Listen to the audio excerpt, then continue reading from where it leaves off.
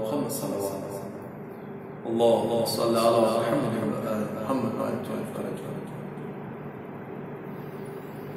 جب رہا شام کے زندان سے ہوئے اہل حرم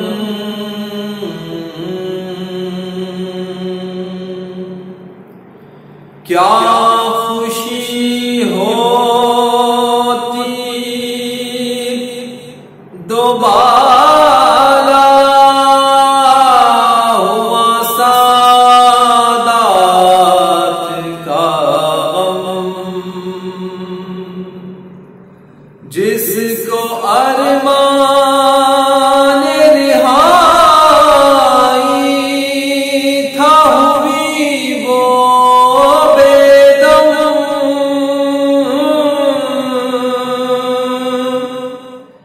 ایک ننھی سی لحد پر تھا مسلسل ماتم سن کے فریاد و فغان سانس رکی جاتی تھی خبر سے والی سکینہ کی صدا آتی تھی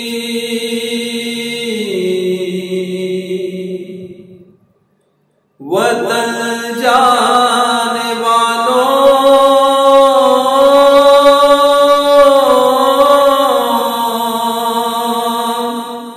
مجھے بھی وطن لے چلو مجھے بھی وطن لے چلو مجھے بھی وطن لے چلو میں کیسے رہوں گی یہاں ہے بھلا کون میرا مجھے بھی وطن لے چلو مجھے بھی وطن لے چلو رہا ہو کے گھر جا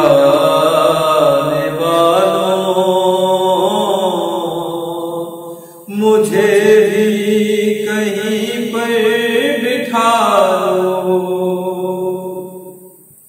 شہیدوں کے سر ہیں جہاں پر مجھے بھی وہیں پر سنا دو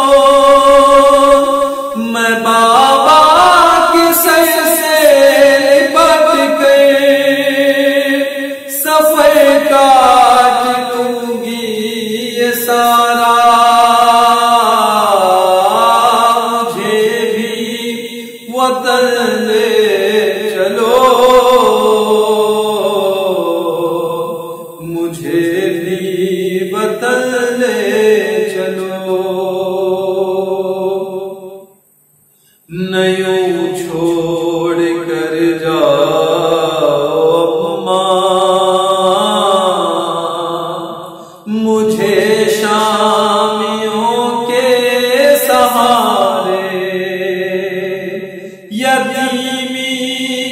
بیماری ہوئی کو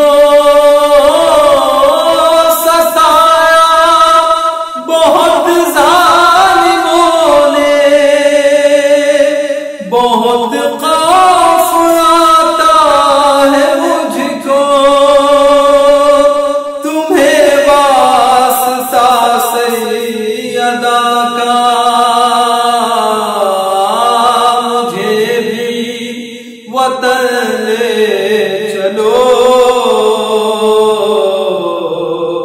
مجھے بھی وطن لے چلو۔ سنا ہے کہ واپس ملے ہیں تمہیں شور سے میرے گاؤں، بھلا کیا کرو گے تم ان کا، گئی میں یہاں پہ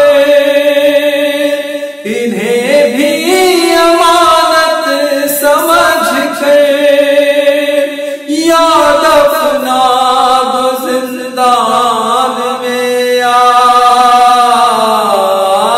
مجھے بھی وطن لے چلو، مجھے بھی وطن لے چلو۔ سر شاہدی کچھ تو بولو، سفارش کرو کچھ ہماری، خزاں گئی ہے تو پھر کیا، میں بیٹی ہوں بابا تمہاری، نہ انکار کر پائے گی وہ، پھوپھی سے ذرا کہہ دو بابا مجھے بھی وطن لے چلو، مجھے بھی وطن لے چلو۔ یہ حالت تھی ہر ایک قدم پر مدینے کے رستے میں اکبر، گری تھی جہاں پر سکینہ، تماچے لگے تھے جہاں پر، وہاں خاک سے قیدیوں کو صدائیں آتی تھی ہر جا، مجھے بھی وطن لے چلو، مجھے بھی وطن لے چلو۔ عظمت دین کو رسوا نہیں ہونے دیں گے، عظمت دین کو رسوا نہیں ہونے دیں گے، خون شبیر کو لایا نہیں ہونے دیں گے، رکھ دیا کہہ کہ یہ میدان میں اصغر نے قدم، تم کو اے بابا کبھی تنہا نہیں ہونے دیں گے، تم کو بابا کبھی تنہا نہیں ہونے دیں گے، اور تو نے چادر سے دیا دین کو پرداز نام، اور ہم بھی اب دین کو ریا نہیں ہونے دیں گے،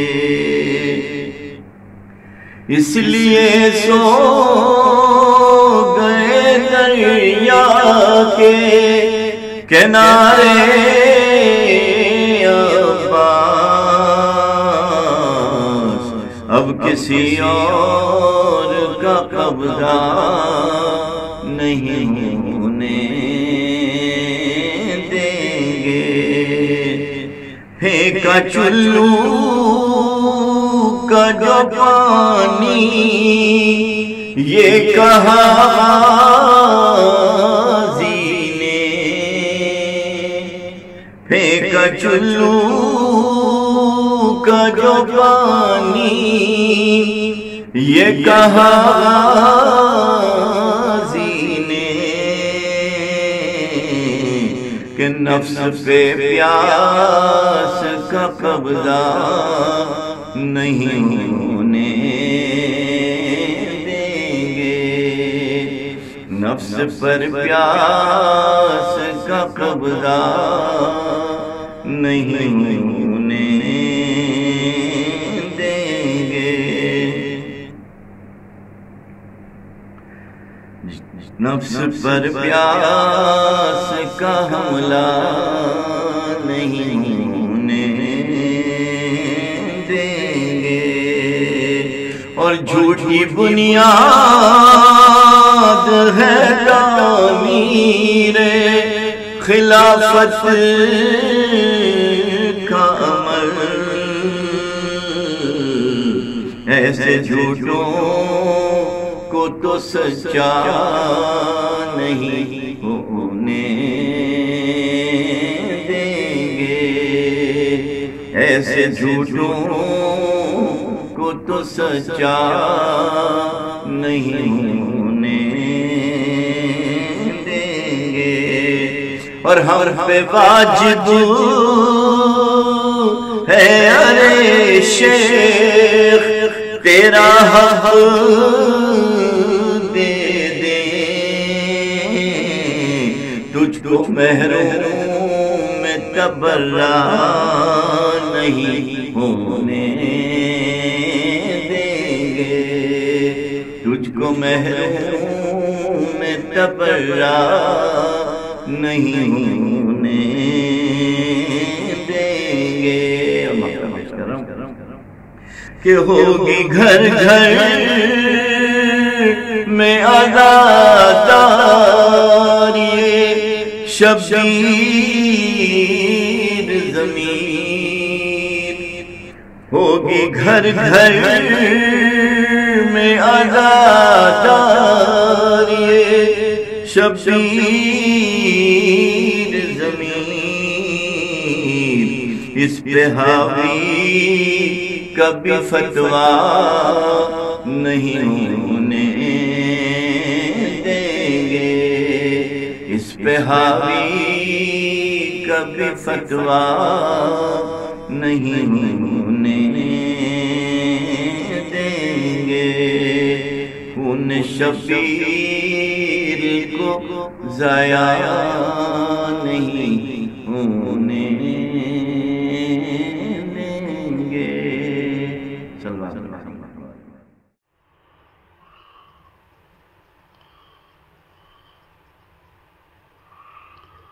اعوذ باللہ من الشیطان الرجیم، بسم اللہ الرحمن الرحیم، الحمد للہ الذی جعل الحمد مفتاحا لذکرہ وسببا للمزید من فضلہ ودلیلا علی آلائہ وعظمتہ، والصلاة والسلام علی عبدہ وامین وحیہ وخاتم رسلہ سیدنا و مولانا بالقاسم محمد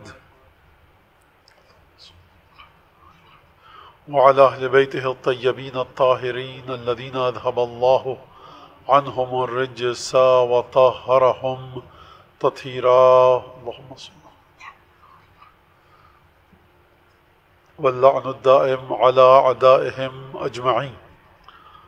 أما بعد فقد قال الله الحكيم في كتابه المجيد: أعوذ بالله من الشيطان الرجيم وجعلها كلمة باقية في عقبه لعلهم يرجعون.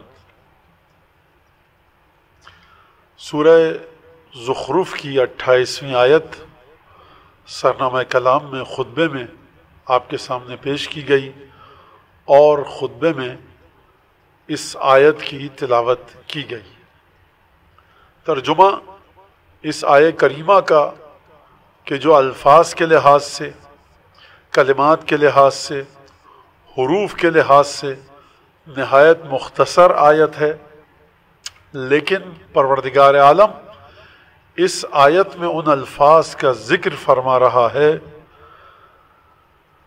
اور ان حروف کے ساتھ ذکر فرما رہا ہے، ان الفاظ کا ذکر فرما رہا ہے، ان کلمات کو ذکر کر رہا ہے کہ جن کلمات کے بارے میں پروردگار نے قرآن میں ارشاد فرما دیا کہ ان میں کوئی تبدیلی نہیں آئے گی، ان میں کوئی دگرگونی نہیں آئے گی، یہ اپنی حالت کو تبدیل نہیں کریں گے، یہ جوں کہ توں جس طرح سے ہیں اسی طرح سے رہیں گے.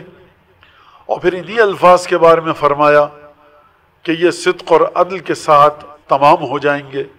یعنی آسان الفاظ میں اگر میں آپ کے سامنے ذکر کروں تو اس طرح سے کہا جائے گا کہ پروردگار عالم نے سورہ زخرف کی اس آیت میں جو فرمایا وَجَعَلَهَا كَلِمَةً بَاقِيَةً فِي عَقِبِهِ لَعَلَّهُمْ يَرْجِعُونَ کہ پروردگار نے فرمایا کہ اور پروردگار نے اب آیت کا ترجمہ آپ کے سامنے پیش کرنا چاہتا ہوں، وہ یہ کہ وَجَعَلَهَا پروردگار نے قرار دیا، پروردگار نے رکھ دیا، اس چیز کو اس طرح سے پروردگار نے کیا.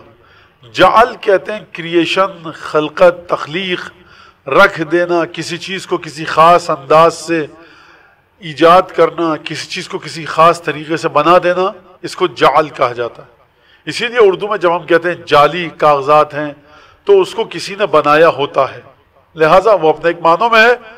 اور عربی زبان میں اس طرح سے اس کو کسی حد تک استعمال کیا جاتا ہے، لیکن بہرحال یہاں پر جعلہ کلمۃ باقیہ، پروردگار نے ایک چیز کے بارے میں ارشاد فرمایا کہ اس کو رکھ دیا ہے، کر دیا ہے، پروردگار نے قرار دے دیا، اس طرح سے خلق کر دیا ہے، اس طرح سے اس کو ایک خصوصیت عطا کر دیا، یہ یوں ہو گیا ہے، یہ اس طرح سے ہو گیا ہے پروردگار کی مرضی سے. کس صورت میں رکھا ہے، کیا شکل و شمائل عطا کی ہیں، کس صورتحال میں خلق کیا ہے. کلمتن باقیتن، ایک کلمے کی صورت میں کہ جس کی صفت یہ ہے کہ وہ ہمیشہ باقی رہنے والا ہے. فی عقبہ، اس کی نسل میں، لعلہم یرجعون، تاکہ یہ لوگ لوٹ کر آ جائیں. ترجمہ میں نے آپ کے سامنے پیش کیا، خود آیت بھی آپ کے سامنے پیش کی، لیکن آیت کا ترجمہ شاید جب پیش کیا جائے تو مزید آپ کے ذہن میں سوالات آ جائیں کہ پروردگار عالم، کچھ سوالات میں پیش کروں اس آیت کے ضمن میں آپ کے سامنے اور اس آیت کے ذیل میں. وَجَعَلَهَا، اس چیز کو رکھ دیا ایک کلمہ باقیہ کی صورت میں، فی عقبہ، ان کی نسل میں، تاکہ وہ لوگ واپس لوٹ آئیں. تو سرکار یہ کس کی نسل میں رکھا گیا، کن لوگوں کے لوٹنے کی بات ہو رہی ہے، اور کس چیز کو کلمہ باقیہ کی صورت میں رکھا گیا. تو اس چیز کو بھی ڈھونڈنا پڑے گا کہ جس چیز کو کلمہ باقیہ کی صورت میں رکھا گیا اور کس کی نسل میں رکھا گیا اور کن کے واپس لوٹ کر آنے کی بات ہو رہی ہے، اور یہ لوگ کہاں سے چلے گئے ہیں دور، کے پروردگار فرما رہا ہے لعلہم یرجعون، کہ امید یہ ہے کہ ہو سکتا ہے کہ یہ لوگ لوٹ کر واپس آ جائیں. یعنی کلمہ باقیہ کی صورت میں کچھ چیزوں کو رکھا گیا ہے کسی کی نسل میں کہ وہ لوگ لوٹ کر آ جائیں. تو اس کا مطلب یہ ہے کہ کوئی نسل ایسی ہے کہ جہاں پر ایک کلمے کو رکھا گیا ہے، اس طرح سے رکھا گیا ہے کہ ہمیشہ یہ باقی رہے گا، کبھی فنا نہیں ہوگا. جب پروردگار عالم کلمے کے بارے میں یہ فرمائے وَجَعَلَهَا كَلِمَةً بَاقِيَةً فِي عَقِبِهِ لَعَلَّهُمْ يَرْجِعُونَ، کہ ہم نے اس چیز کو رکھ دیا کلمہ باقیہ کی صورت میں، یہ کلمہ ہمیشہ باقی رہے گا، کبھی فنا نہ ہوگا. کس کی نسل میں رکھا؟ کسی اپنے بندے خدا کی نسل میں رکھا. عقب عربی میں نسل کے لیے استعمال ہوتا ہے. علماء انساب اور علماء رجال جب کہتے ہیں لا عقب لہو یا لہو اعقاب، اس کی کوئی اولاد نہیں تھی، یا لہو عقاب ان کی اولادیں تھیں، تو وہاں پر عقب کی بات کرتے ہیں، یعنی اپنے باپ کے بعد یہ آئے. عقب کہتے ہیں پچھلی طرف والی جگہ کو، تو اپنے باپ کے بعد یہ آئے گویا نسل میں. تو یہ پروردگار عالم کی گفتگو فرما رہا ہے. اگر آپ جا کر دیکھیں سورہ زخرف کے اندر 28ویں آیت، جس کو میں نے سرنامہ کلام قرار دیا، اس سے پہلے کی آیت میں جناب ابراہیم علیہ السلام کا تذکرہ ہوا، انی براء مما تعبدون، کہ تم لوگ یہ جو ہماری قوم والے عبادت کرتے ہیں میں اس سے دور ہوں. جب حضرت ابراہیم نے اپنی توحید کا اعلان اس خالص انداز میں کیا، اور واقعات نار نمرود نے جو آگ جلائی وہ آپ کے سامنے ہے، کہ پروردگار عالم نے کس طرح سے نار نمرود سے بچایا ہوا، اور کس طرح سے بردن و سلامہ آگ کو کہا کہ ٹھنڈی ہو جا اور امن و امان اور سلامتی کا پیغام بن جائے ابراہیم کے لیے. تو وہ تمام واقعات آپ کے سامنے ہیں. حضرت ابراہیم کے تمام واقعات آپ کے سامنے ہیں. فلما رأى الشمس بازغة قال هذا ربی، کہ ابراہیم نے دیکھا جب کہ سورج نکلا ہے، کہا کہ یہ میرا پروردگار ہے، هذا اکبر. اور پھر جب کوکب کو دیکھا، ستارے کو دیکھا، نجم کو دیکھا، کہا هذا ربی. فلما جب اس کے بعد ستارہ ڈوب گیا، کہا یہ بھی ڈوب گیا. کہا کہ اچھا چاند کو دیکھا، کہا یہ میرا رب ہو سکتا ہے، وہ بھی ڈوب گیا. کہا کہ بھائی دیکھو لا احب الافلین. سورج کو دیکھا، هذا ربی هذا اکبر، یہ سب سے بڑا ہے، یہ چاند سے بھی دیکھنے میں بڑا ہے، یہ ستاروں سے بھی دیکھنے میں بڑا ہے، تو هذا ربی. اور جب سورج بھی ڈوب گیا، کہا کہ دیکھو انی وجہت وجہی للذی فطر السماوات والارض، دیکھو میں اس کی طرف جا رہا ہوں کہ جو زمین و آسمان کا خالق ہے. تو اب انسان یہ نہ سمجھے کہ حضرت ابراہیم کا اگر ذکر کیا گیا تو حضرت ابراہیم کی توحید یہ ہے کہ چاند اور ستارے کو دیکھ کر حضرت ابراہیم نعوذ باللہ العیاذ باللہ بت پرستی سے باز آئے. حضور حضرت ابراہیم کے بارے میں پروردگار نے یہ فرمایا کہ دیکھو اب یہ میرے الفاظ ہیں، ان الفاظ کے ساتھ آپ آیت کے ترجمے کو جوڑیے گا تاکہ آیت کا ترجمہ مکمل واضح انداز سے آپ کے سامنے آ جائے. کہ پروردگار نے فرمایا کہ دیکھو تلک حجتنا آتیناہا ابراہیم نرفع درجات من نشاء، دیکھو یہ ہماری دلائل تھے، یہ ہماری حجتیں تھیں جو ہم نے ابراہیم کو سکھائیں کہ اپنی قوم کے سامنے توحید پرستی کے بارے میں اس طرح سے استدلال کرنا، توحید کی حمایت، توحید کا دفاع، توحید کا پرچار اس طرح سے کرنا، لوگوں کے سامنے سوالات کو ایجاد کرنا. ستارے کو کبھی کہنا کہ یہ میرا خدا ہے، ڈوب جائے ستارہ کہنا کہ یہ بھی ڈوب گیا، چاند نکلے کہنا یہ میرا رب ہے، جب چاند بھی ڈوب جائے کہا یہ بھی ڈوب گیا، سورج کو کہنا یہ سب سے بڑا ہے، روشنی بھی زیادہ ہے، چمکدار بھی ہے، ضیاء اور اشراق بھی زیادہ ہے، تو کہنا یہ ہمارا رب ہے. اور جب یہ بھی ڈوب جائے تو کہنا یہ سب ڈوب گئے، کون ہے میرا رب. تو کوئی یہ نہ سمجھے کہ ابراہیم بت پرستی میں مشغول اور مصروف تھے، چاند ستارے سورج کو دیکھ کر خدا کی طرف آئے. یہ ابراہیم علیہ السلام کی توحید نہیں ہے. ثبوت قرآن میں یہ آیت ہے تلک حجتنا آتیناہا ابراہیم، یہ ہمارے وہ دلائل تھے کہ جو ہم نے ابراہیم کو عطا کیے، ہم نے ابراہیم کو سکھائے تاکہ ابراہیم، یہ میرے الفاظ ہیں آیت کے نہیں، اب یہاں سے جو الفاظ ہیں میرے ہیں، کہ تاکہ ابراہیم اپنی قوم کے سامنے دفاع کر سکے توحید کا، اور منطقی اور عقلائی اور لاجیکل انداز سے جھوٹے خداؤں کی نفی کر سکیں. تلک حجتنا آتیناہا ابراہیم، یہ ہمارے دلائل تھے جو ہم نے ابراہیم کو سکھائے. نرفع درجات من نشاء، اور ہم جس کے چاہیں اس کو درجات کے لحاظ سے بلند کر دیں، مرتبہ بلند و بالا مرتبہ عطا کر دیں، رفیع المنزلت کر دیں. تو آپ نے توجہ کی کہ یہ حضرت ابراہیم کے بارے میں پروردگار عالم گفتگو کر رہا ہے. اور 28ویں آیت جو میں نے آپ کے سامنے پیش کی اس میں پروردگار عالم یہ فرمایا اننی براء مما تعبدون، تم لوگ جس کی عبادت کرتے ہو میں اس سے دور ہوں، بیزار ہوں. براءت کا اظہار کرتا ہوں، تبری کا اظہار کرتا ہوں، میں بیزار ہوں تمہارے جھوٹے خداؤں سے. حضرت ابراہیم کا جملہ. اب یہاں تک اگر بات آ گئی تو اب یہاں سے گفتگو چلے گی کہ صاحب یہ کلمہ باقیہ ہے کیا، کس کی نسل میں رکھا گیا، اور یہ سلسلہ چلا کہاں سے. تو پہلی جو ہمیں ثبوت نظر آتا ہے کلمہ باقیہ کا، اور مفسرین بھی سنتے جائیے آپ، بات رہ نہ جائے کہیں، اگرچہ بات میرے خیال سے تو واضح ہے لیکن بہرحال ہو سکتا ہے، مجھے یہ خیال بھی آ رہا ہے کہ ہو سکتا ہے واضح نہ بھی ہو، تو اس کو بھی سنتے جائیے. یہ بھی اپنے ذہنوں میں رکھیے گا کہ حضرت ابراہیم کو جو کلمہ عطا کیا، مفسرین نے فرمایا یہاں پر کہ یہ کلمہ توحید اس سے مراد ہے، کہ اس کلمہ توحید کو ابراہیم کی نسل میں رکھا لعلہم یرجعون، تاکہ کچھ لوگ ایسے ہیں جو اس کی وجہ سے لوٹ کر آئیں. میں مزید ذرا اس پر گفتگو کروں تاکہ آپ کے ذہن میں واضح ہو جائے بات، کم از کم کہ محور گفتگو ہے کیا اور گفتگو کہاں پر جا رہی ہے. ابراہیم اور ان کی نسل میں کلمہ طیبہ لا الہ الا اللہ کو رکھا. لا الہ الا اللہ کا مطلب توحید خالص، توحید محض. خالص توحید کو رکھا کہاں پر؟ حضرت ابراہیم کی نسل میں. کیوں رکھا؟ لعلہم یرجعون، تاکہ کچھ لوگ ہیں جو لوٹ کر آئیں. کہاں پر لوٹ کر آئیں؟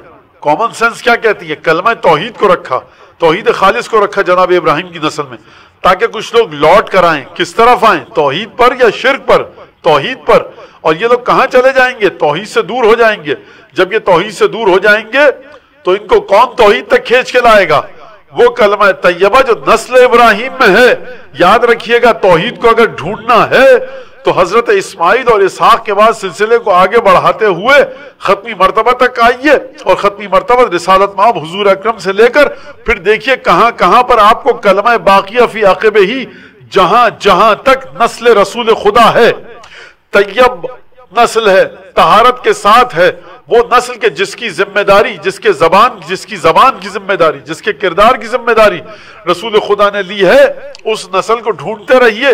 جہاں تک آپ کو وہ نسل ملے گی وہاں پر آپ کو کلمہ باقیہ ملے گا، کلمہ طیبہ ملے گا. تو عزیزان گرامی، یہاں سے آپ بات پر توجہ کیجئے گا اور غور کیجئے گا اس بات پر کہ پروردگار عالم کلمہ طیبہ کو، توحید کو نسل ابراہیم میں رکھ رہا ہے. کیوں رکھ رہا ہے؟ لعلہم یرجعون، یعنی یہ وجہ بیان کی، یہ ریزن بتائی، دلیل بتائی، سبب بتایا، علت بتائی کہ ہم نے رکھا کیوں، تاکہ وہ لوگ لوٹ کر آ جائیں. تو یہ توحید سے دور ہو چکے ہوں گے نسل ابراہیم میں کلمہ توحید کو دیکھ کر، نسل ابراہیم میں کلمہ توحید کے وجود کو دیکھ کر یہ لوٹیں گے. تو سرکار مجھے یہ بتائیے کہ نسل ابراہیم میں جو کلم وجعلہا، اس کلمہ طیبہ کو، کلمہ توحید کو رکھا تاکہ لوگ توحید کو چھوڑ کر جب شرک کی طرف چلے جائیں تو ان کو دیکھ کر دوبارہ توحید کی طرف آئیں. اگر یہ بات کی گئی ہے تو مجھے یہ بتائیے کہ یہ جو کلمہ طیبہ نسل ابراہیم میں رکھا گیا ہے، یہ لا الہ الا اللہ کی صورت میں، الفاظ کی صورت میں رکھا گیا، یا لا الہ الا اللہ اپنی حقیقت کی صورت میں رکھا گیا؟ اگر آپ کہیں گے اپنے الفاظ کی صورت میں رکھا گیا تو سرکار میرے گھر کی دیوار پر بھی آپ آ کر کے لکھ دیجئے لا الہ الا اللہ. میرے گھر میں تغرے بھی لگا دیجئے آ کر لا الہ الا اللہ کے. میرے سینے پر ایک میڈل سجا دیجئے، تمغہ جس پہ لا الہ الا اللہ لکھا ہو. میرے گھر کے دروازے پر لا الہ الا اللہ لکھ دیجئے. سب ثواب، البتہ میری اجازت سے اگر لکھیں تو ثواب، ورنہ گناہ. بہرحال لا الہ الا اللہ لکھ دیجئے. تو یہ کلمہ طیبہ تو باقی ہے. پروردگار، ہم مسلمانوں نے اپنی مسجد کی دیواروں میں لا الہ الا اللہ لکھا ہوا ہے، ہم نے اپنے امام باڑوں میں لا الہ الا اللہ لکھا ہوا ہے، ہم نے اپنے عزاخانوں میں لا الہ الا اللہ لکھا ہے. تو پروردگار، یہ نسل ابراہیم میں جو تو کلمہ باقیہ کی صورت میں اس کلمہ طیبہ کو رکھے گا، تو اب پہلا سوال اپنے سننے والوں کی خدمت میں یہ پیش کروں اور پروردگار کی بارگاہ میں بھی دس بستہ ہاتھوں کو جوڑ کر پوچھنے کی جسارت اور گستاخی کر رہا ہوں کہ پروردگار، یہ جو تو کلمہ باقیہ کی صورت میں رکھے گا تو یہ الفاظ کی صورت میں رکھے گا یا حقیقت توحید کی صورت میں رکھے گا؟ اگر پروردگار کا جواب یہ ہو اور یہ آتا کہ الفاظ کی صورت میں، تو یہ بندہ گستاخ اور بے ادب پروردگار تجھ سے سوال کرنے کی جسارت چاہتا ہے کہ پروردگار، اگر الفاظ کی صورت میں ہی رکھنا تھا تو دنیا کی ہر مسجد، ہر امام باڑے، ہر عزا خانے، ہر قرآن شریف میں، ہر جگہ پر، ہر دینی مدرسے میں کہیں نہ کہیں کم از کم ایک نہ ایک جگہ پر تو لا الہ الا اللہ کا تغرا، فریم، خطاطی، کیلیگرافی، خوش خط لکھا ہوا ہوتا ہی ہے. تو یہ وہاں پر جو کلمہ طیبہ دیواروں پر لکھا ہوا ہے مساجد کی، تمام اسلامی دنیا کی، تو کیا اس کلمہ طیبہ میں اتنی طاقت نہیں ہے کہ لعلہم یرجعون، کہ توحید سے بھاگے ہوئے لوگوں کو دوبارہ توحید تک لے کر آئے؟ تو جواب آئے گا، اگر کافی ہوتے الفاظ لا الہ الا اللہ کے تو ہم نسل ابراہیم میں کیوں رکھتے؟ نسل ابراہیم ہے انسانوں کی صورت میں، یعنی جب انسان کے پاس کلمہ باقیہ کی صورت میں کلمہ طیبہ کو رکھا جائے گا، اس کا مطلب یہ ہے کہ انسان وہ مقام ہے، وہ مخلوق ہے پروردگار عالم کی، کہ جس طرح سے ابراہیم نے اپنی توحید کا اعلان کیا تھا، انی وجہت وجہی للذی فطر السماوات والارض بذالک امرت، اسی کا مجھے حکم دیا گیا ہے اور میں مشرکوں میں سے نہیں ہوں. تو اب جس طرح سے ابراہیم علیہ السلام کی توحید جس مقام پر تھی، اسی طرح سے اسی کلمے کو خدا نسل ابراہیم میں رکھے گا. کیوں رکھے گا؟ تاکہ توحید سے بھاگتے ہوئے اس کے بندگان، اس کے عباد، اس کے بندے، خدا کے بندے، خدا کی مخلوق جو توحید سے بھاگ رہی ہے شرک کی طرف، وہ ان کی ذات کو دیکھ کر آئے. پہلی وجہ یہ، دوسری وجہ یہ، اور دوسری خصوصیت یہ کہ جس طرح سے ابراہیم کی توحید تھی، انی وجہت وجہی للذی فطر السماوات والارض بذلک امرت وما انا من المشرکین، میں مشرکین میں سے نہیں ہوں، اسی کا مجھے حکم دیا گیا. دیکھو میری توحید ایسی نہیں ہے کہ جس میں کوئی خلل واقع ہو، میری توحید خالص ہے. اسی توحید ابراہیمی کو بندوں کے پاس رکھا گیا، لیکن فرق کے ساتھ رکھا گیا. اب جو نسل ابراہیم کی ذات میں، اعقاب میں، افراد میں، انسانوں میں کلمہ طیبہ اور توحید کو پوری خالصیت کے ساتھ رکھا گیا، اس کی خصوصیت یہ ہے کہ یہ توحید سے بھاگے ہوئے بندوں کو دوبارہ شرک سے بھگا کر، شرک سے دور کر کے، شرک سے فاصلہ عطا کرتے ہوئے دوبارہ توحید کی طرف لائے گی. تو اب دو ذمہ داریاں تو ہم مسلمانوں کی بنتی ہیں. ایک نسل ابراہیم کو ڈھونڈیں، اگر نسل ابراہیم کو ڈھونڈ لیا تو پھر سمجھ لیجئے کہ کلمہ توحید وہیں پر ہے، اور پروردگار جو کہہ رہا ہے یہ لوٹ کر آئیں، تو آپ کو دوبارہ نسل ابراہیمی تک لوٹ کر آنا ہوگا، آپ کو دوبارہ نسل ابراہیم کے پاس آنا ہوگا. تو یہاں سے یہ سمجھ میں آیا کہ توحید ہے تو ذات خداوند تبارک و تعالی سے متعلق، لیکن ملے گی نسل ابراہیم سے. اب جا کر ڈھونڈیے نسل ابراہیم کہاں پر ہے. وہ نسل ابراہیم کہ جس کی زبان کی ضمانت خدا نے لی ہو، جس کے کردار کی ضمانت خدا نے لی ہو. اگر نسل کی ضمانت کی بات کی جائے، انما یرید اللہ آیت تطہیر بیان کر چکی. اگر زبان کی ضمانت کی بات کی جائے تو آیت مباہلہ بیان کر چکی. تو اب آپ کی سمجھ میں آیا کہ نسل ابراہیم کہاں پر ملے گی؟ آیہ تطہیر کے ذریعے ملے گی، آیہ مباہلہ کے ذریعے ملے گی، اور ان پر جانا پڑے گا. اگر شرک سے بچ کر آنا ہے، اگر شرک سے فاصلہ اختیار کرنا ہے، ان کے پاس آنا ہے، تو آپ کو ان تک جانا ہوگا. ایک درود بھیجیں محمد آل محمد.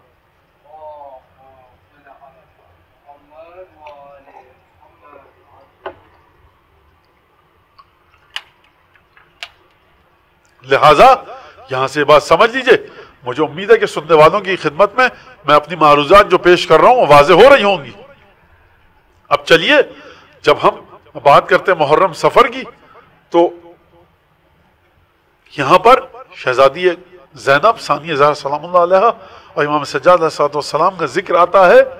اب چلیے اور اب آپ دیکھیے کہ حدیث اللہ میں کیا واقعہ ہوا. یہاں تک میری معروضات اگر آپ کے سامنے ہیں اور آپ بات کو سمجھ گئے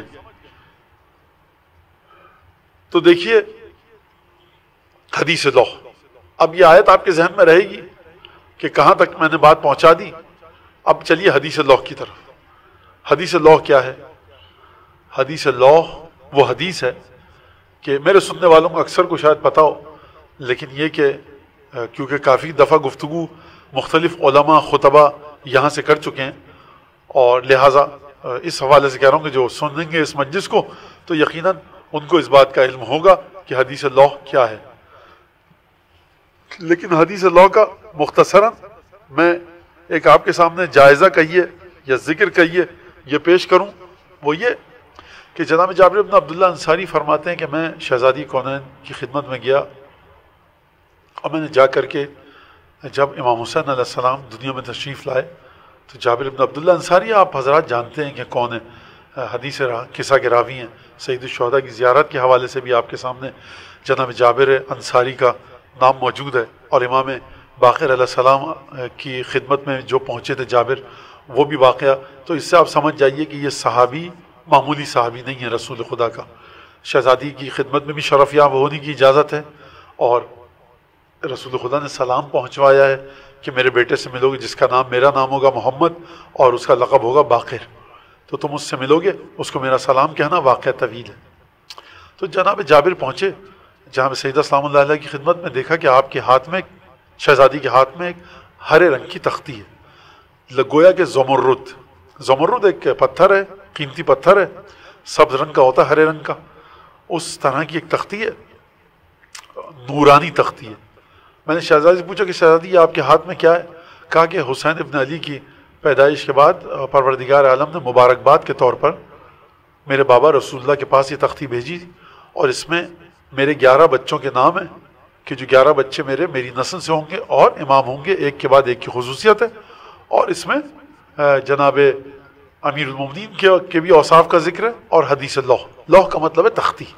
تو تختی کی طرح تھی وہ جو ہم بر صغیر میں لکھتے ہیں، تختی لکھتے تھے کبھی ہمارے بزرگ، اور ہم نے دیکھی ہے ہم سب نے بہرحال، تو جو ہمارے بزرگ بتاتے تھے تو وہ تختی لکھوائی جاتی تھی پہلے.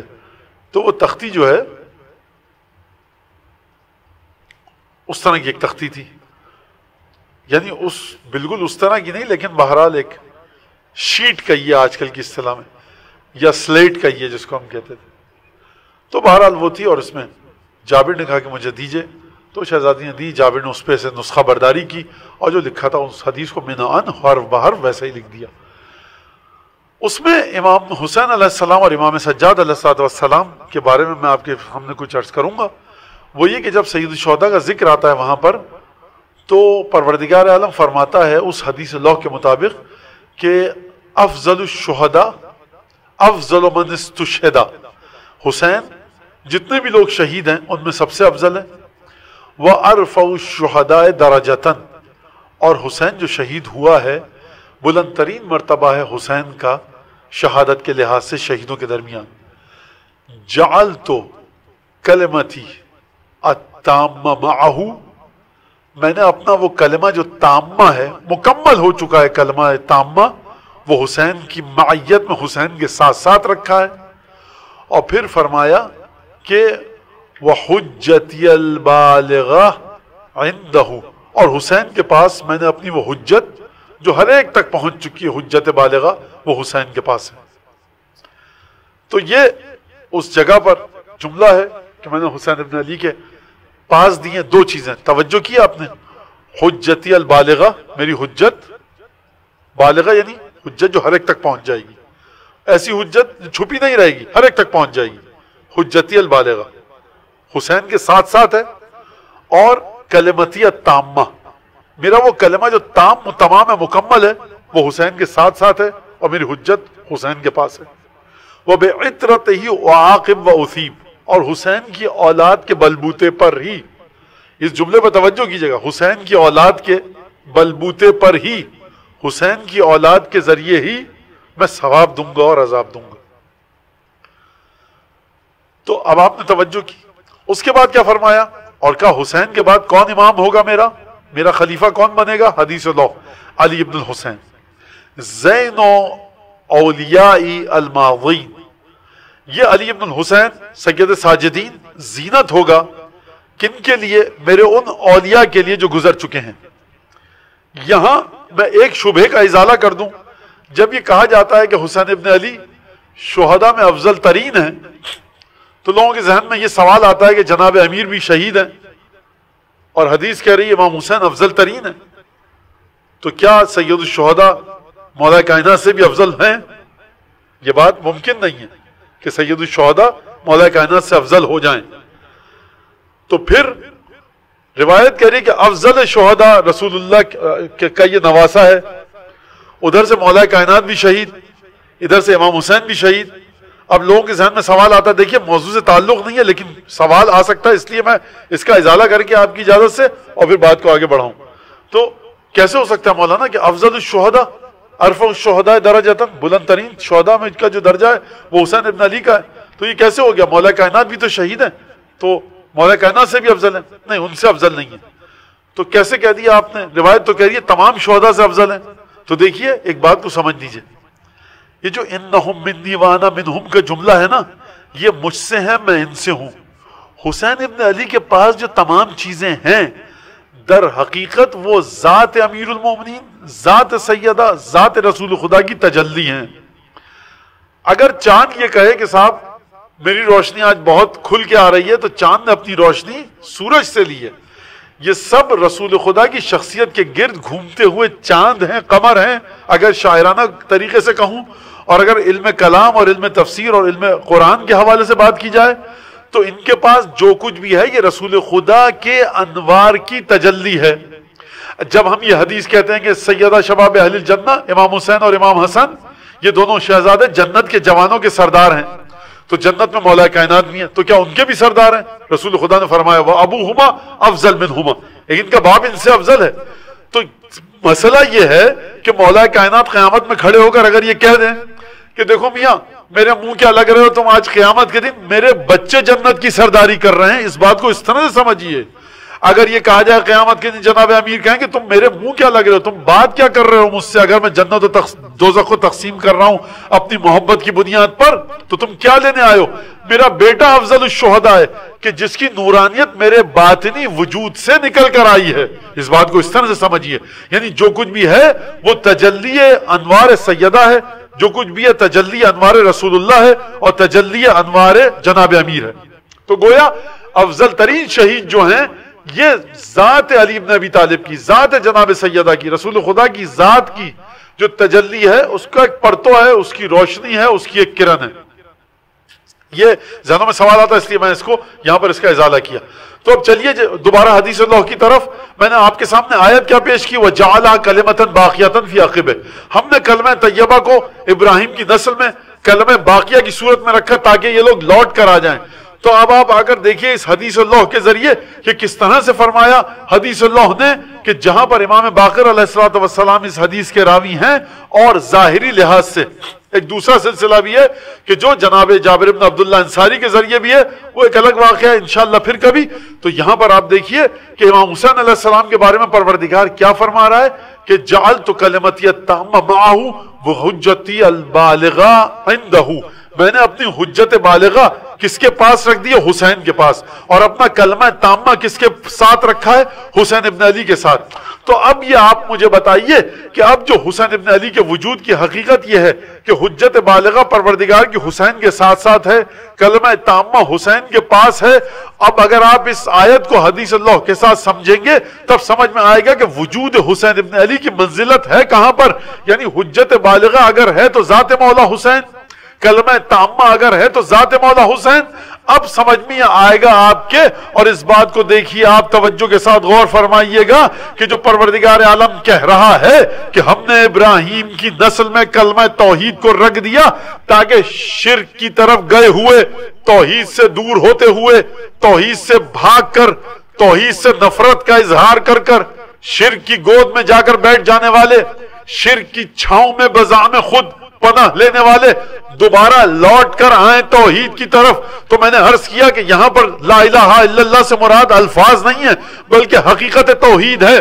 یعنی مولا حسین کی ذات میں حقیقت توحید کو اس طرح سے رکھا گیا ہے کہ جو بھی مولا حسین کی زندگی کے واقعات سنے گا، جو بھی کربلا کا واقعہ سنے گا، اگر اس کی ذات میں شرک جم نہیں چکا، اگر اس کی ذات میں شرک نے اپنا گھر نہیں کر لیا اور ختم اللہ علی قلوبہم کی منزلت پر نہیں آیا کہ پروردگار نے دلوں پر مہرے لگا دی، اگر اس منزل پر نہیں آیا تو وہ مولا حسین کی ذات کو دیکھ کر، کربلا کے واقعات کو دیکھ کر، مولا حسین کی قربانی کے واقعات کو سن کر یہ ہو ہی نہیں سکتا کہ وہ توحید کا معترف نہ ہو، شرک کے دامن کو چھوڑ کر دوبارہ آئے اور کلمہ باقیہ کی چھاؤں میں بیٹھے۔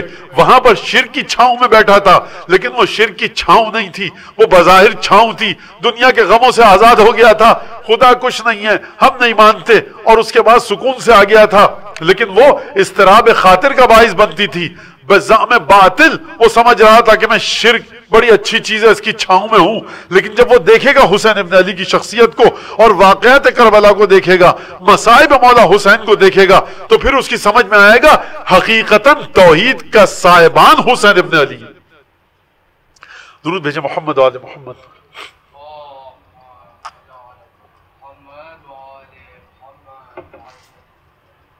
لہذا یہ بات اس تناظر میں اس پس منظر کے ساتھ سمجھیے آپ کہ کلمہ باقیہ کون ہے، کلمہ باقیہ ذات کس کی ہے، اور کلمہ باقیہ پر انشاءاللہ ظاہر سی بات ہے اب گفتگو کا سلسلہ ہے تو پھر چلے گا اور باقی باتیں دھیرے دھیرے آپ کے سامنے آتی رہیں گی۔ تو کلمہ باقیہ نسل ابراہیم میں ہے۔ نسل ابراہیم کہاں پر ہے؟ رسول اللہ پر آ کر ختم ہوئی، رسول اللہ کے بعد کہاں چلی، اور سلام ہے ہمارا جناب ام المومنین جناب سیدتنا و مولاتنا خدیجۃ الکبریٰ صلوات اللہ وسلام علیہا کہ اگر یہ بی بی نہ ہوتی تو نسل ابراہیم کو وہ اولادیں کہاں سے ملتی کہ جن کی نسل میں حقیقت توحید کو امانت کے طور پر رکھوا کر لوگوں کو شرک کی دھوپ کی تپش سے چھڑا کر توحید کے سائبان میں لا کر بٹھایا جائے، اور جس کے بعد لوگ اپنی برزخ اور قبر و قیامت میں جائیں، جب میدان قیامت میں قدم رکھیں تو دامان عاطفت توحید میں ان کو پناہ ملے۔ حسین ابن علی کی ذات یہ ہے۔ اب اگر یہ بات آپ کی سمجھ میں آ گئی تو پھر آپ دیکھیے کہ کس طرح سے پروردگار عالم نے دیکھا۔ اب حضرت ابراہیم چاہتے ہیں کہ لوگ شرک کو چھوڑ کر توحید کی طرف آئیں، رسول خدا یہی چاہتے ہیں، حضور کریم رسالت مآب یہی چاہتے ہیں۔ تو اب آپ نے دیکھا، توجہ کی، رسول خدا کی زندگی کا سب سے بڑا دکھ ہی یہ ہے کہ لوگ توحید کی طرف آ جائیں۔ پروردگار نے علاج کیا کیا؟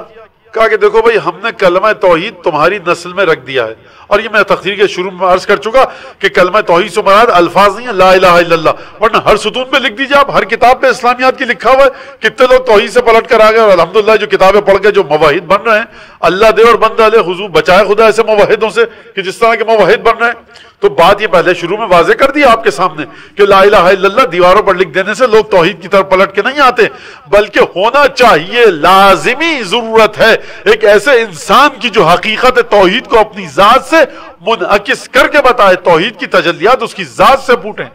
خدا نے کہہ دیا کہیں اور مت جانا، نسل ابراہیم میں ڈھونڈنا۔ نسل ابراہیم کہاں تک آئی؟ رسول خدا تک آئی۔ رسول خدا کے بعد کہاں گئی نسل ابراہیم؟ جا کر دیکھیے نسل ابراہیم کہاں پر ہے۔ انا اعطیناک الکوثر فصل لربک وانحر ان شانئک هو الابتر۔ پروردگار عالم نے جب انا اعطیناک الکوثر عطا کی تو رسول خدا کو حکم دیا کہ حبیب اب نماز بھی پڑھو اور نہر کرو۔ نہر کا ترجمہ مختلف ہے، بعض نے کہا کہ کانوں تک ہاتھوں کو اٹھا کر لاؤ، نماز میں اللہ اکبر کہتے ہیں، بعض نے کہا کہ قربانی کرو۔ اب میں یہی ترجمہ تھوڑی دیر کے لیے سمجھ لیجئے آپ کے، قربانی کیا کرو، ٹھیک ہے؟ تو اس کو تھوڑی دیر کے لیے یہی سمجھ لیں، حبیب نماز پڑھو اور قربانی کرو، مثال کے طور پر اگر یہ ترجمہ صحیح کر لیا جائے اور مان لیا جائے۔ تو یہ کون سی ایسی چیز عطا ہوئی ہے کہ جس کے بعد پروردگار عالم فرما رہا ہے حبیب شکر ادا کرو؟ کہ حبیب خدا اس سے پہلے شکر ادا نہیں کرتے تھے؟ یہ وہی حبیب خدا ہیں جن کے بارے میں خدا کہہ رہا ہے قم اللیل الا قلیلا، تھوڑا سا رات کو آرام بھی کر لیا کرو۔ لیکن جب کوثر عطا ہو رہی ہے تو پروردگار فرما رہا ہے دیکھو انا آتیناک الکوثر، لہن دیکھیے، تیور دیکھیے، انداز گفتگو دیکھیے، حبیب ہم نے تم کو کوثر عطا کی، خصوصیت نہیں بتائی، کہا کہ دیکھو کوثر عطا کی، فصل لربک وانحر، اپنے رب کے لیے نماز پڑھو اور قربانی کرو یا نہر کرو، یہاں تک کہ ہاتھوں کو نماز میں اٹھاؤ۔ تو سرکار یہ کو ان شانئک هو الابتر آیات بظاہر الیاذ باللہ کوئی نادان کہہ سکتا ہے بے ربط ہیں، لیکن کمال ربط ہے۔ ہم نے کوثر عطا کی، حبیب تمہارے دل کی خواہش یہی تھی نا کہ توحید کی طرف لوگ آئیں، تو کوثر جیسی نسل تم کو عطا کی، اب تم سکون سے ہو جاؤ، کیونکہ اب تمہیں گھبرانا نہیں چاہیے، جب تک یہ نسل باقی ہے لوگ توحید کی طرف آتے رہیں گے۔ اور دیکھو جہاں تک ان بد اتواروں اور بد کرداروں کا معاملہ ہے کہ جو تم پر الزام لگاتے تھے، تم پر طعن و تشنیع کرتے تھے، تمہیں اذیت دیتے تھے کہ محمد چلے جائیں گے، ان کی نسل برباد ہو جائے گی، کوئی نام لیوا نہ رہے گا، تو دیکھو ان شانئک هو الابتر، تمہارا دشمن ابتر ہے۔ تو سرکار یہ انا اعطیناک الکوثر داستان توحید کی ہے، وہ توحید جو محمد مصطفیٰ کے گھرانے سے ملے، وہ توحید کہ جو کلمتاً باقیتاً فی عقبہ ہی ہے، یہ اس توحید پر گفتگو ہو رہی ہے، یہ اس توحید کی بات ہے جو پروردگار عالم فرما رہا ہے۔ لہٰذا سید الشہداء امام حسین علیہ السلام، سبط اکبر حضرت امام ابا محمد حسن ابن علی علیہ السلام، یہ کلمہ باقیہ کی صورت میں ہے۔ ان کو رسول اللہ نے لا الہ الا اللہ کہنا نہیں سکھایا، بلکہ یہ خود وجود امام حسن مجتبی، وجود امام حسین علیہ السلام، یہ لا الہ الا اللہ کی تصویر ہے، یہ عین توحید کا درس ہے۔ اگر میں احتیاط کے ساتھ بات کروں اور سننے والوں کی سطح کا خیال رکھتے ہوئے گفتگو کروں، یہ عین توحید کا درس ہے، یہ عین توحید بتانے اور سمجھانے والے ہیں۔ تو یہ اب اس کے بعد چلیے آپ امام زین العابدین علیہ السلام کے بارے میں کیا فرمایا گیا؟ فرمایا زین اولیاء الماضین، جو چلے گئے اولیاء یہ ان کی زینت ہے۔ امام سجاد علیہ السلام، تو کربلا کے سلسلے میں امام سجاد علیہ السلام کا بڑا حق ہے ہم پر، یعنی ویسے تو حق ہے ہر امام کا ہم پر، جو حق کبھی ادا ہو نہیں سکتا، لیکن ظاہری لحاظ سے میں یہ بات کر رہا ہوں کہ واقع کربلا میں جس طرح سے امام سجاد نے خطبے دیے اور جس طرح سے کلمہ باقیہ کے فلسفے کو سمجھایا، جس طرح سے سمجھایا کہ میرے بابا نے کام کیا کیا، تو آپ دیکھیے اگر امام سجاد کے خطبے نہ ہوتے تو ہم بڑی مشکلات میں گرفتار ہو سکتے تھے. لیکن بہرحال کس طرح سے حسین ابن علی نے اپنی رگ گردن کو کٹوایا اور کس طرح سے مولا حسین نے قربانی دی ہے. اور علماء اکثر ایک جملہ کہتے ہیں ہمارے کہ شہزادیاں جب چلی ہیں مولا حسین کے ساتھ مدینے کو چھوڑا ہے، ہر قدم پر جب بھی کسی منزل پر پڑاؤ ڈلتا تھا شہزادیوں پر ایک اضطراب کا کبھی کبھار عالم طاری ہو جاتا تھا. حر کے لشکر کا سامنا ہوا، مولا حسین کو رستے میں بہت سے ساتھی چھوڑ کے چلے گئے، فوجوں کی آمد ہو رہی ہے 2 محرم سے، تو شہزادیوں کے دل پر ایک اضطراب کا عالم تھا. ظاہر سی بات ہے کہ دشمنوں کے نرغے میں رسول اللہ کا فرزند سبط اصغر سید الشہداء دھیرے دھیرے گھرتے جا رہے تھے. تو یہ ایک بڑا امتحان تھا توحید کے سلسلے میں، کلمہ باقیہ کو بچانے کے سلسلے میں ایک بہت بڑا امتحان تھا. ہم کیا کہیں، سلام ہے مولا حسین کو، پروردگار عالم کا، انبیاء کا، ملائکہ کا، لیکن واقعی یہاں پر یہ بات ماننی پڑے گی کہ جس طرح سے امامت کے مرحلے پر رہ کر مولا حسین نے کلمہ باقیہ کو بچایا، نانا کے ورثے کو بچایا، اسی طرح سے ان بیویوں نے کہ جو مرحلہ عصمت پر نہیں تھی، جس طرح سے مولا حسین کی امامت کا مرحلہ تھا اس مرحلے پر نہیں ہے، لیکن انہوں نے ثابت کر دیا کہ جس گھرانے سے ان بیویوں کا تعلق ہے وہ گھرانہ عصمت سے متصل ہے. یہ بیویاں حجت ہیں شہزادی کونین کی عصمت کی، یہ بیویاں حجت ہیں، دلیل ہے. اگر کوئی ہم سے پوچھے کہ کیا دلیل ہے تمہارے پاس کہ فاطمہ زہرا معصومہ تھیں، تو ہم پورے فخر سے غرور کے ساتھ کہہ سکتے ہیں کہ جناب زینب سلام اللہ علیہا کی زندگی کا مطالعہ کرو، یہ اس کی بیٹی ہے کہ جس نے اس بیٹی کی تربیت کی. بیٹی ایسی ہے تو سوچو ماں کس مقام پر ہوگی، بیٹی ایسی ہے تو باپ کس مقام پر ہوگا. عزیزان گرامی، جب حسین ابن علی کا سر قلم ہوا اور ایک دفعہ فوج اشقیہ میں شادیانے بجنے لگے، آپ جانتے ہیں کہ حسین ابن علی کی بیٹیاں بھی موجود ہیں، آپ جانتے ہیں حسین ابن علی کی بہنیں موجود ہیں، رسول خدا کی بہویں موجود ہیں، رسول خدا کی بیٹیاں موجود ہیں، نواسیاں پوتیاں موجود ہیں. لیکن کیا کیا گیا؟ جملہ سنیے آپ پہ سر ساتھ کا کہ اس نے لفظ کیا استعمال کیا، کہا احرقوا بیوت الظالمین، ظالمین کے گھروں کو آگ لگا دو. یعنی عزیزوں، جب کسی گھر کا کوئی مرتا ہے، جب کسی گھر میں بچے ہوتے ہیں تو خصوصاً اگر کمسن بچے ہوں، مسکین بچے ہوں، چھوٹی عمر کے بچے ہوں، تو اس گھر کے مالکوں پر سب لوگ ترس کھاتے ہیں، ترحم کا مظاہرہ کرتے ہیں. دنیا میں کہیں پر یہ ریت اور دستور نہیں کہ جس گھر کا بڑا مر جائے تو اس گھر کے بچوں کو تماچے لگائے جائیں، ان کے خیموں کو آگ لگائی جائے، کانوں سے گوشوارے چھین جائیں، سروں سے چادریں چھینی جائیں، بچیوں کے پیروں میں صحرا کے کانٹے چبھ رہے ہوں، پنجے لہو لہان ہو چکے ہوں، کرتے کے دامن میں آگ لگ چکی ہو. لیکن میں سلام عرض کروں گا شہزادی کونین کی بارگاہ میں، میں کہوں گا شہزادی آپ کے بابا کا کتنا احسان تھا، لیکن میں کہوں گا ذرا آئیے کربلا میں دیکھیے کہ آپ کے بابا کا احسان امت کس طرح سے چکا رہی ہے. آپ کی پوتیوں اور نواسیوں کے پیروں میں کانٹے چبھ رہے ہیں، ان کو تعزیت کس طرح سے دی جا رہی ہے کہ گالوں پر تماچوں کے نشان ہیں. عزیزان گرامی، جب شام غریمہ کا اندھیرا چھا گیا، ایک دفعہ جناب زینب نے بچوں کو گننا شروع کیا. شمار جب کیا بچوں کو تو گنتی کم نکلی. حسین کی وصیت سامنے تھی کہ بچوں کا خیال رکھنا، یہاں پہ اولاد ابو طالب ہے، آل عقیل ہے، آل جعفر ہے، اولاد امیر المومنین ہے، سیدانیوں کے بچے ہیں. روایات کے مطابق مقتل کی. ایک دفعہ بیویاں ڈھونڈنے گئیں ان بچوں کو آواز دیتے دیتے تھے. بس ایک دفعہ صحرا کی طرف جب گئی تو دیکھا یہ بچے دونوں ریت پر گرے ہوئے ہیں. بیویاں سمجھی کہ یہ بچے تشنگی کی شدت کی وجہ سے غش کھا کر گر پڑے ہیں.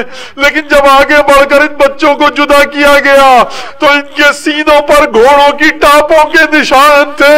عزیزان گرامی، یہ وہ اولاد علی تھی، یہ کمسن بچے وہ تھے کہ جب خیموں کو جلایا گیا، خیموں میں بھگدڑ مچی، یہ بچے اپنے چچا کو بابا کو پکارتے ہوئے جب صحرا کی طرف دوڑے تو 30,000 کے لشکر میں سے کئی 100 فوجیوں کے گھوڑوں کی ٹاپوں نے ارے ان کے سینوں پر یہ نقش بنا ہے.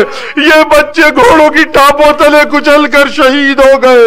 ہم کہیں گے بی بی کیا صبر کا مقام تھا کہ آپ نے کن مناظر کو برداشت کیا. لعنت اللہ علی القوم الظالمین وسيعلم الذین ظلموا أي منقلب ينقلبون.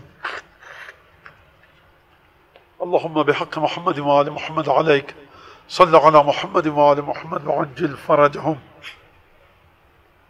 وأهلك عدوهم من الجن والإنس من الأولين والآخرين واكفنا ما همنا وارزقنا العافية وسع رزقنا وطول أعمارنا مع الصحة والسلامة في الجسم والروح. ربنا تقبل منا إنك أنت السميع العليم وتب علينا إنك أنت التواب الرحيم. جاه محمد وأهل بيته الطيبين. اللهم كن لوليك الحجة بن الحسن صلواتك عليه وعلى آبائه في هذه الساعة وفي كل ساعة وليا وحافظا وقائدا وناصرا ودليلا وعينا حتى تسكنه أرضك طوعا وتمتعه فيها طويلا. اللهم صل. غیرت کا ایک خدا ایک ملکہ حیا بازار شام میں. غیرت کا ایک خدا ایک ملکہ حیا بازار شام میں. غیرت کا ایک خدا ایک ملکہ حیا بازار شام میں. غیرت کا ایک خدا ایک ملکہ حیا بازار شام میں. اسلام کو ملی ماں بیٹے کی پناہ بازار شام میں.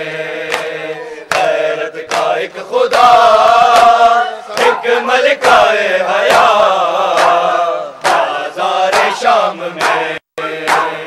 اسلام کو ملی ماں بیٹے کی پناہ بازار شام میں.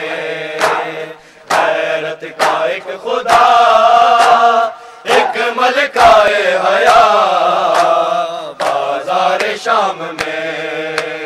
غیرت کا ایک خدا ایک ملکہ حیا بازار شام میں. غیرت کا ایک خدا ایک ملکہ حیا بازار شام میں. سجاد پہ ستم کرتے تھے جب نہیں گر جاتی آلیہ بازار میں. وہی ایک دوسرے کا تھے یہ دونوں آسرا بازار شام میں. غیرت کا ایک خدا ایک ملکہ حیا بازار شام میں. غیرت کا ایک خدا ایک ملکہ حیا بازار شام میں.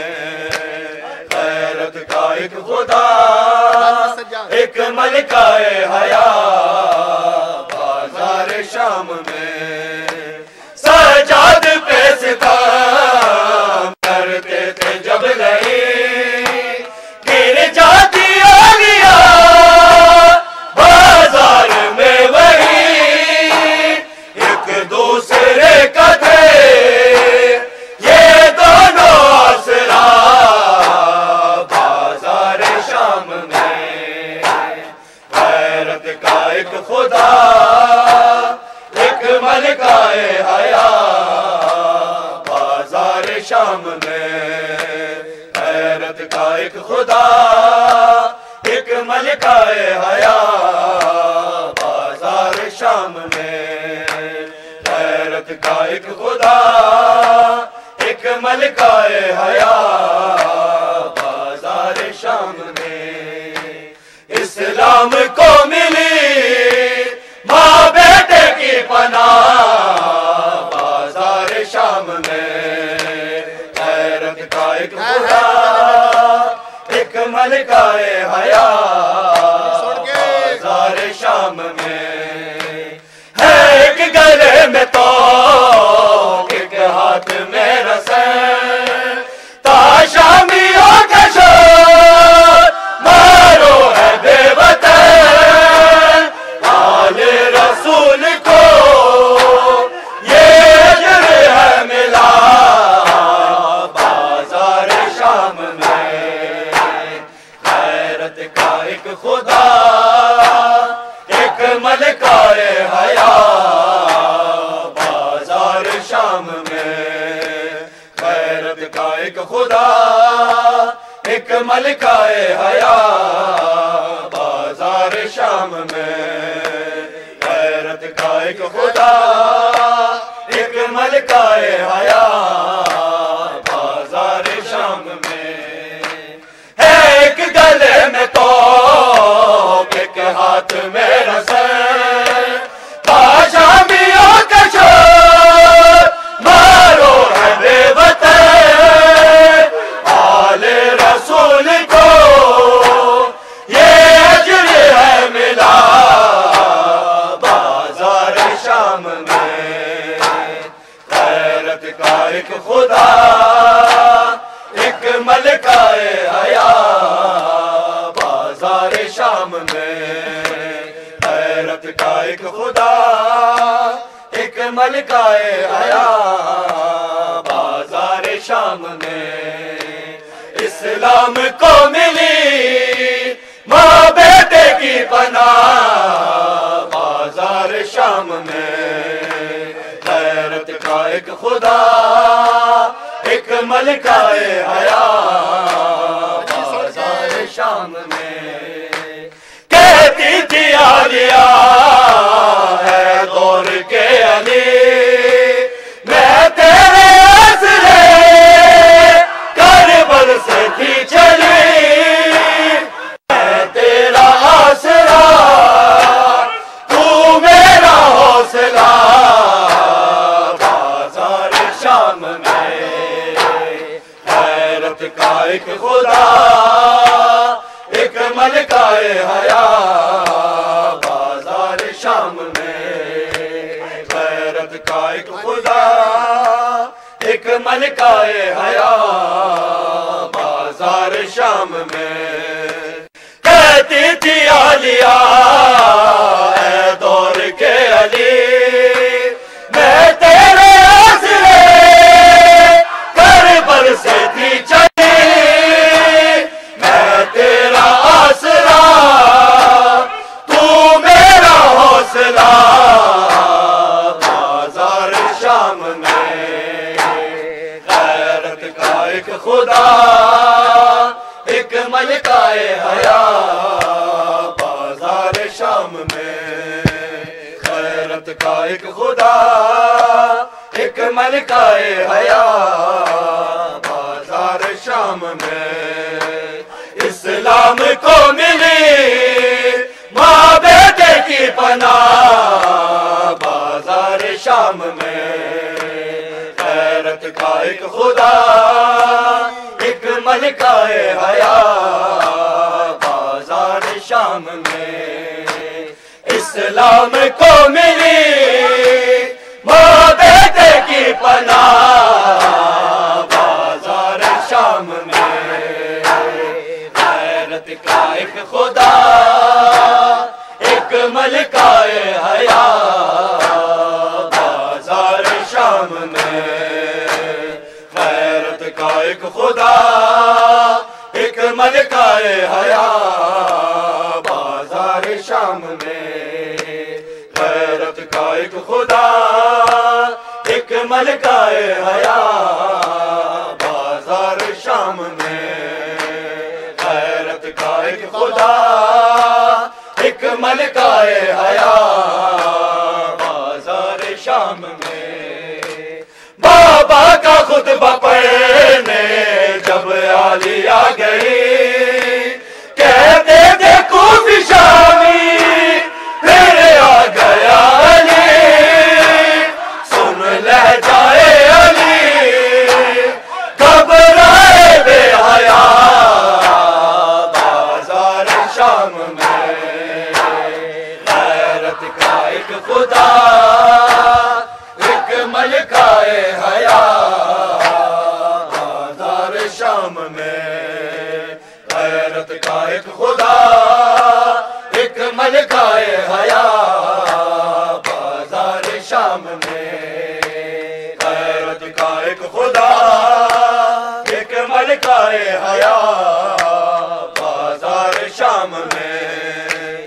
بابا کا خطبہ پڑھنے جب علی آ گئی، کہتے تھے کوفی شامی پھر آ گیا علی، سن لہجائے علی گھبرائے بے حیا بازار شام میں، غیرت کا ایک خدا ایک ملکائے حیا بازار شام میں، غیرت کا ایک خدا ایک ملکائے حیا بازار شام میں، اسلام کو ملی ماں بیٹے کی پناہ بازار شام میں، غیرت کا ایک خدا ایک ملکائے حیا